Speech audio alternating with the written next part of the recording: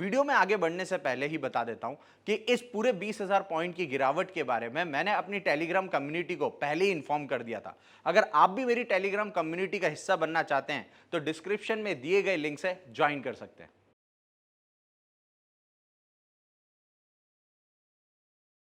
Bitcoin में सिर्फ 20 दिनों के अंदर 20,000 पॉइंट से ज्यादा की गिरावट आ चुकी है।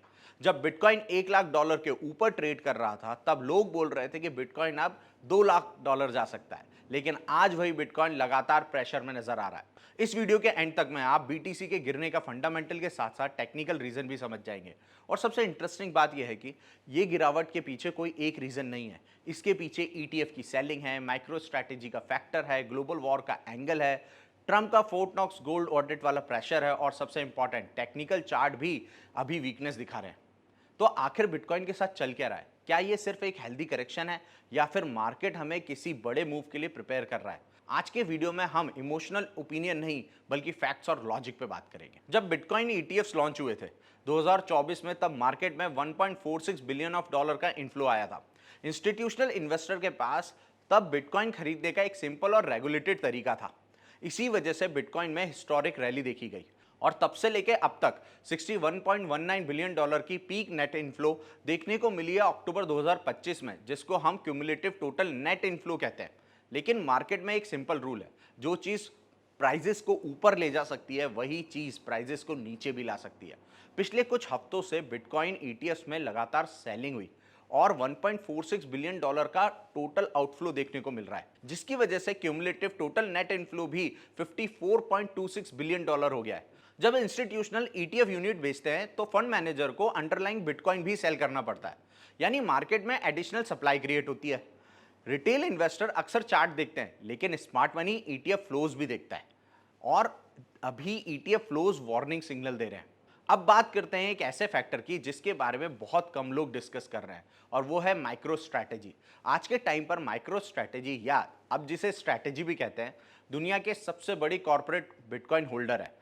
कंपनी के पास 8,43,706 बिटकॉइन है, जो 4% है टोटल बिटकॉइन की सप्लाई का, जिसको 10 लाख बिटकॉइन करने का प्लान चल रहा है कंपनी का साल के आखिर तक।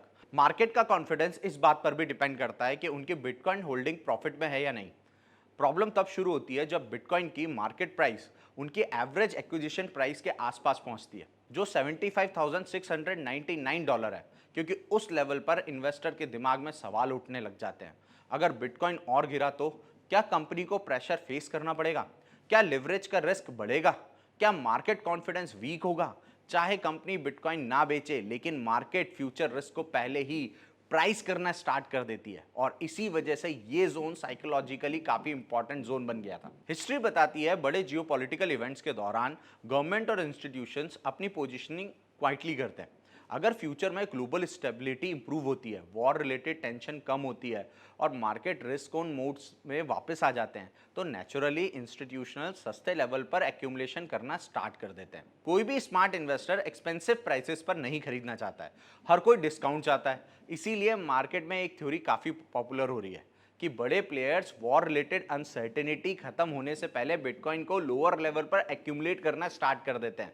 अब आते हैं एक ऐसे रीजन पर जिसे मेन स्ट्रीम मीडिया उतनी इंपॉर्टेंस नहीं दे रहा, लेकिन स्मार्ट इन्वेस्टर क्लोजली मॉनिटर कर रहे हैं। डोनाल्ड ट्रंप लगातार डिमांड कर रहे हैं कि फोर्ट नॉक्स में रखे गए अमेरिका के गोल्ड रिजर्व का फिजिकल वेरिफिकेशन किया जाए, क्योंकि 31 मई 2026 को एक x CIA official David rush को पकड़ा जाता है, जिसके पास 40 बिलियन के असली 303 गोल्ड बार और 2 million cash 35 luxury Rolex watches बरामद हुई है। ये खबर आते ही डोनाल्ड ट्रंप तुरंत सोशल मीडिया पर आते हैं और कहते हैं, हम परसों ही फोर्ट नॉक्स का फिजिकल ऑडिट करेंगे। अगर वहां सोना गायब मिला तो खैर नहीं। बताता चलूं, फोर्ट नॉक्स में पिछले 70 सालों से किसी भी बाहर वाले ने फिजिकल सोना नहीं गिना है। सिंपल लैंग्वेज में समझे तो अमेरिका के पास ऑफिशियली दुनिया का सबसे बड़े गोल्ड रिजर्व में से एक रिजर्व है, लेकिन ट्रंप रिपीटेडली कह रहे हैं कि फिजिकल ऑडिट होना चाहिए। अब सवाल यह है कि इसका बिटकॉइन से क्या कनेक्शन है? कनेक्शन ट्रस्ट का है। बिटकॉइन को डिजिटल गोल्ड भी कहा जाता है, लेकिन अगर मार्केट का फोकस सडनली फिजिकल गोल्ड पर शिफ्ट हो जाए या गोल्ड रिजर्व को लेकर कोई बड़ा डिस्कशन शुरू हो जाए, तो इन्वेस्टर टेम्पररी बिटकॉइन से निकलकर गोल्ड की तरफ मूव कर जाते हैं। और अगर ऑडिट से रिलेटेड अनसर्टेनिटी क्रिएट होती है तो रिस्क असेट में वॉलेटिलिटी और बढ़ सकती है। मार्केट सर्टेनिटी को रिवॉर्ड करता है और अनसर्टेनिटी को पनिश करता है। अब समझते हैं टेक्निकल रीजन जिसकी वजह से बिटकॉइन में एक बड़ी गिरावट देखने को मिल रही है। बिटकॉइन के डेली टाइम फ्रेम पर आप देख सकते हैं बिटकॉइन एक बहुत अच्छे चैनल के फॉर्मेशन में चल रहा था। अब चैनल जनरली हम यूज करते हैं टू आइडेंटिफाई द ट्रेंड। यहां पर आप देख पाएंगे एक डाउनवर्ड चैनल के फॉर्मेशन में बिटकॉइन ट्रैवल कर रहा है, मतलब bitcoin was in down trend. अब इस डाउन ट्रेंड के चैनल के बाहर बिटकॉइन निकलने की कोशिश करता है इस जगह। अगर हम एग्जैक्टली जगह की बात करें तो ये रहा, मई के बाद यहां पर बिटकॉइन ने बाहर निकलने की कोशिश करी, बट थोड़े से ही लेवल के ऊपर जब मार्केट आया यहां पर एक बहुत अच्छा लेवल देखने को मिला 80,000 के आसपास। ये वही लेवल है जहां से पिछली बार एक बड़ी रैली देखने को मिली थी और यहां पर एक बहुत अच्छा कॉम्बिनेशन टेक्निकली देखने को मिला जो मैं बहुत ज्यादा यूज करता हूं। यहां पर चैनल के टॉप के साथ एक रोल रिवर्सल एरिया देखने को मिल रहा है यहां पर, जिसकी वजह से यहां पर एक बहुत अच्छी शॉर्टिंग अपॉर्चुनिटी थी। साथ ही साथ आप देखेंगे एक ट्रेंड लाइन का ब्रेकआउट आता है। ऑब्वियसली बात है, अगर चार्ट अप ट्रेंड में चल रहा है और एक बेस ट्रेंड लाइन का ब्रेकआउट आता है तो वहां से हम ट्रेंड चेंज का सिग्नल समझ सकते हैं।